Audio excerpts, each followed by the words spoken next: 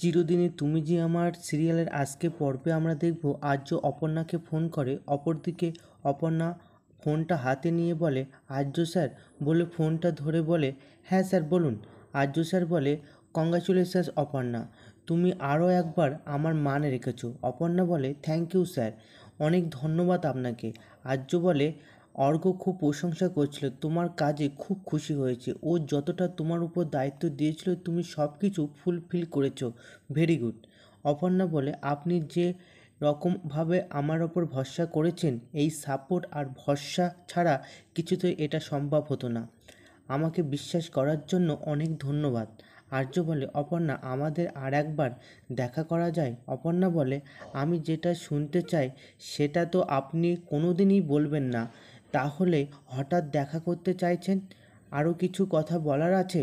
আর্য বলে, কেন আমি তোমাকে দেখা করার কথা বলতে পারি না? আমার কিছু দেওয়ার আছে তোমাকে। অপর্ণা বলে, কি? আর্য বলে, ধরে নাও সারপ্রাইজ। সরি, আমার দেওয়া সারপ্রাইজ তো আবার শুভ নয়। এনিওয়ে, তুমি কি দেখা করতে পারবে? তখন অপর্ণা মনে মনে বলে, এইভাবে বলছেন কেন উনি? কি দেওয়ার আছে আমাকে? আর্য বলে, আসবে?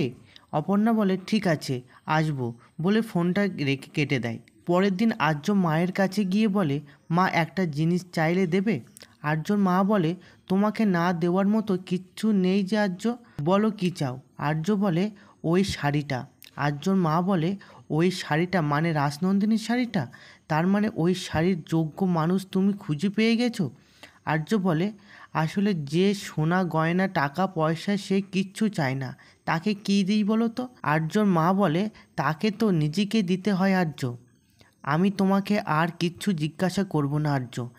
এতদিন বাদে এই শাড়ির উত্তরাধিকারী যে, তাকে শুধু একবার দেখতে চাই। আশা করি সেই সময় এসে গেছে। তো বন্ধুরা, ভিডিওটি যদি ভালো লাগে তাহলে like, comment, share and subscribe করবে।